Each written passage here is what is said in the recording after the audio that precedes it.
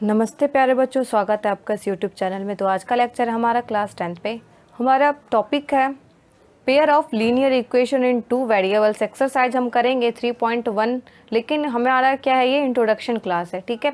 तो सबसे पहले हम एक्सरसाइज स्टार्ट करने से पहले हम क्या करेंगे, कुछ चीज़ों के जानेंगे, यानी कि जैसे कि pair of linear equation in two variables हमारा होता क्या है, ठीक है।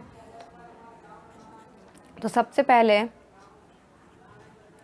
क्या है, पेयर ऑफ, ये हमारा चैप्टर का नाम है, linear equation in two variables, ठीक है। तो देखो सबसे पहले क्या होता है, लीनियर इक्वेशन क्या होती है।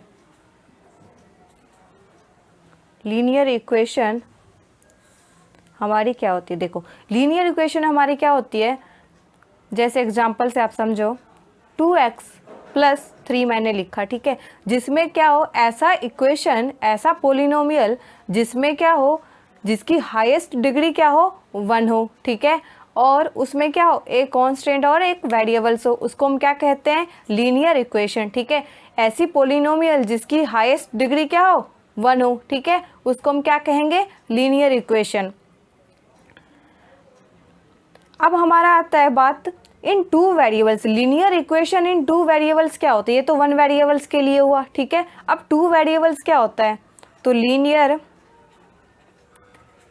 इक्वेशन इन टू वेरिएबल्स, ठीक है। देखो यहाँ पे बात क्या हो रही है, 2 वेरिएबल्स की, तो एक और वेरिएबल्स क्या हो जाएगा, इसमें ऐड हो जाएगी, यानी कि आप ऐसे एग्जांपल से देख सकते हो 2x plus 4y plus 6 equal to, मैंने क्या लिख दिया, 0। तो ये हमारी क्या हो गई, 2 वेरिएबल्स हो गई इसमें, ठीक है। तो इसको हम क्या कहेंगे, लीनियर इक्वेशन क्यों कहेंगे यहाँ की, क्योंकि इसकी पावर क्या है दोनों की, 1 1, ठीक है। तो लीनियर इक्वेशन इन 2 वेरिएबल्स, यानी कि लीनियर इक्वेशन हमारा है लेकिन किस में है, 2 वेरिएबल्स में है, ठीक है। ये हमारा क्या होता है, 2 हमारा क्या है, 2 हमारा कोफिशिएंट है,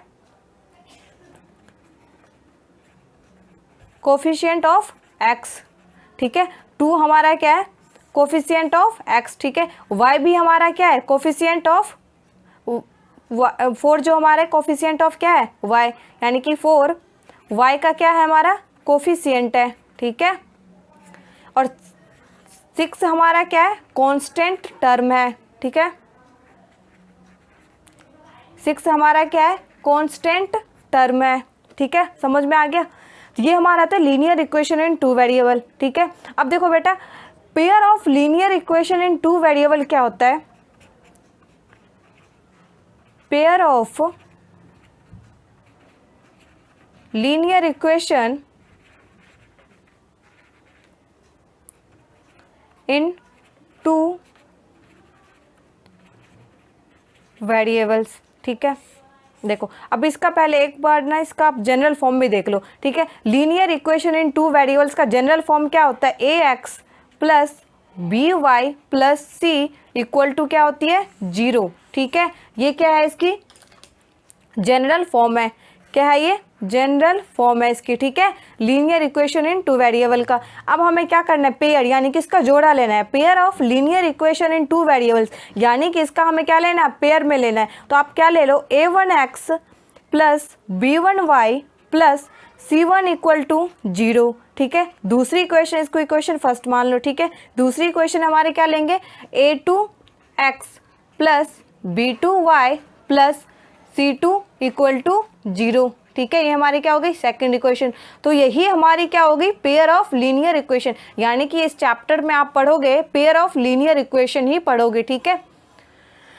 अब देखो इतना तो हमें समझ में आ गया। अब इसके सॉल्यूशन, यानी कि इसको सॉल्व करने के तरीके क्या है, ठीक है।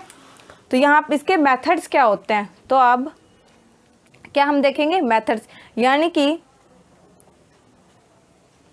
मेथड्स टू सॉल्व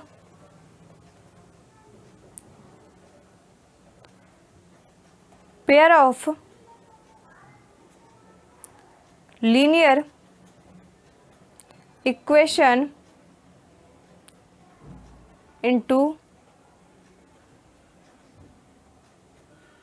वेरिएबल्स, ठीक है। देखो दो मेथड्स होते हैं इसको सॉल्व करने के। पहला क्या होता है हमारा ग्राफिकली, ठीक है, क्या होता है हमारा पहला ग्राफिकल मेथड, ठीक है। दूसरा क्या होता है हमारा अलजेब्रिक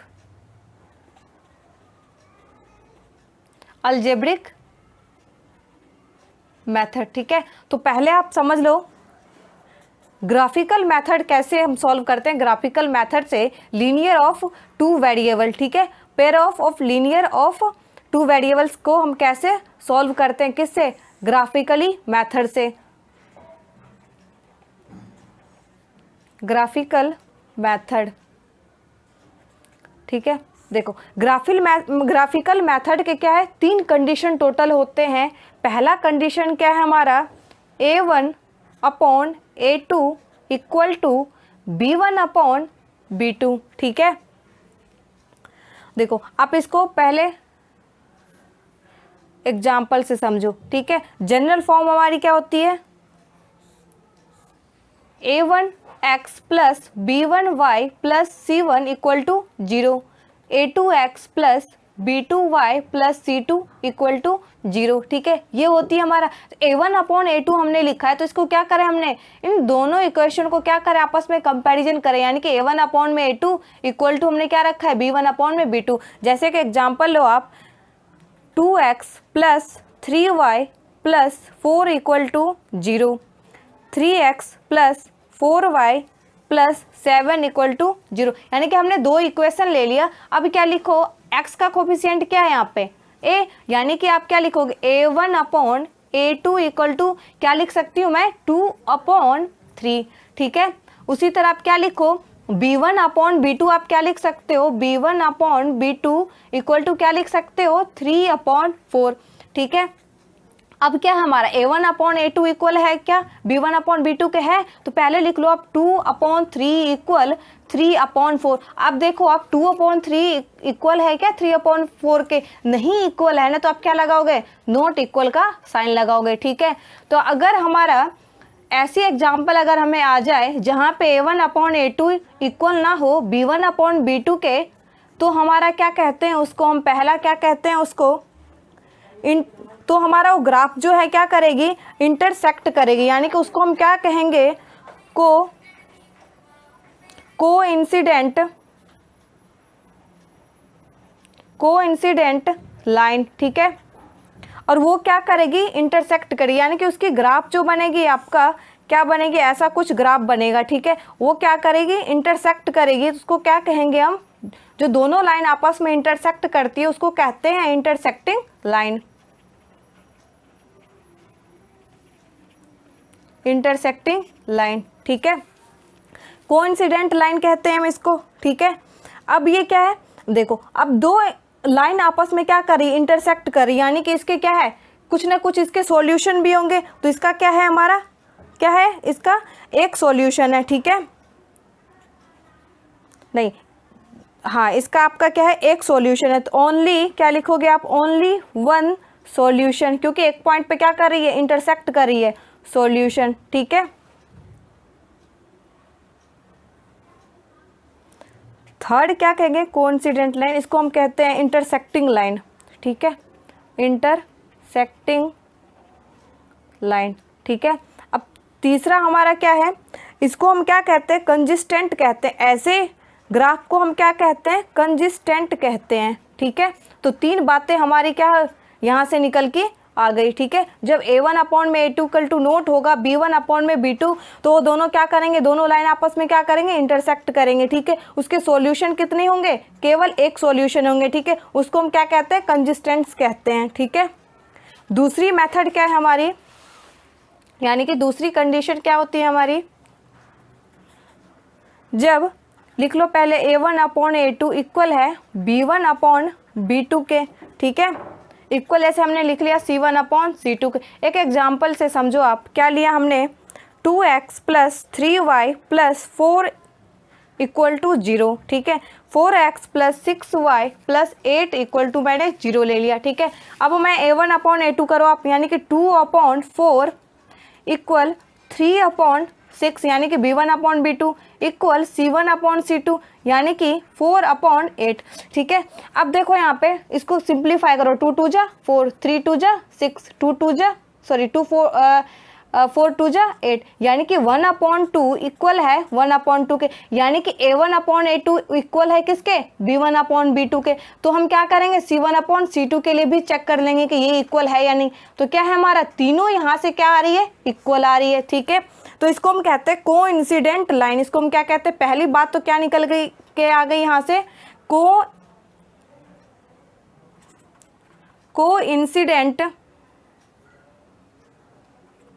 कोइंसिडेंट लाइन, ठीक है।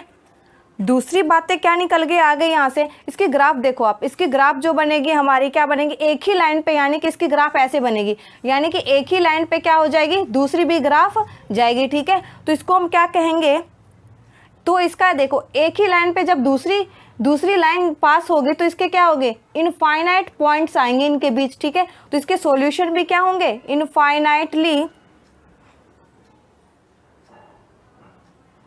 इनफाइनाइटली मेनी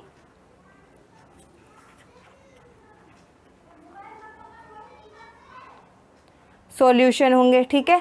तीसरी बात है यहाँ से क्या निकल के आती है, इसको क्या कहते हैं हम, ऐसे को यानी कि ऐसी ग्राफ को क्या कहते हैं, कोइंसिडेंट यानी कि कंजिस्टेंट कहते हैं। क्या कहते हैं इसको, कंजिस्टेंट, ठीक है। तो तीन बात यहाँ से निकल के आ गई। तीसरी कंडीशन हमारी क्या होती है,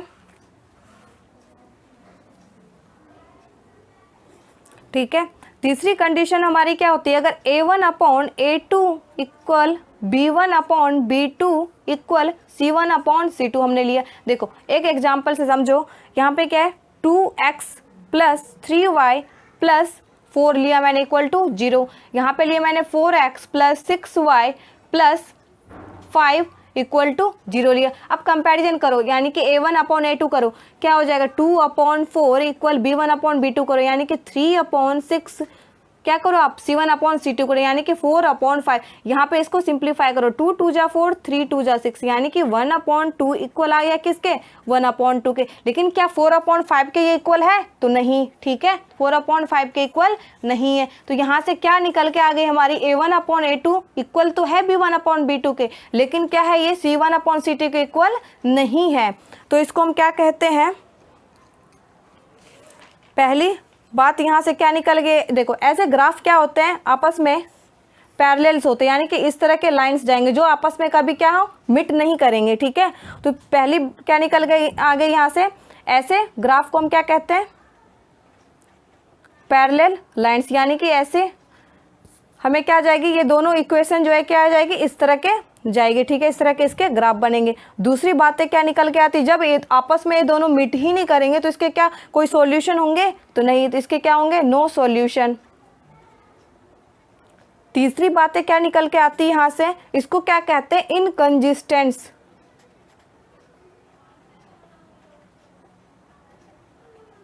ठीक है।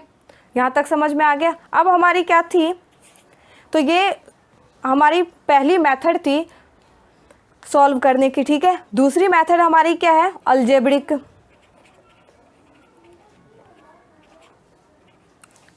इक्वेशन, ठीक है। तो इसको आप क्या करते हैं, अलजेब्रिक मेथड में हम क्या है, हमारा 3 मेथड आता है, ठीक है। पहली मेथड क्या आती है हमारी, सब्स्टिट्यूशन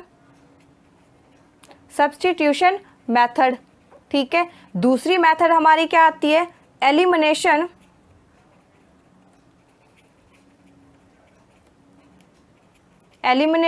मेथड।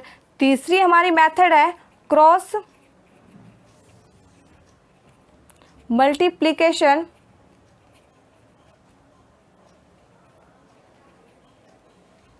मेथड, ठीक है। तो इसको हम क्या करेंगे, पहले इन सब पे क्या करेंगे, क्वेश्चन कर लेंगे, उसके बाद हम ये टॉपिक समझेंगे। तो अगर आपको इस वीडियो को देखने से आपकी क्वेरी रिजॉल्व हुई तो प्लीज़ लाइक कीजिए, सब्सक्राइब कीजिए और अपने दोस्तों के साथ शेयर कीजिए। जय हिंद, थैंक यू।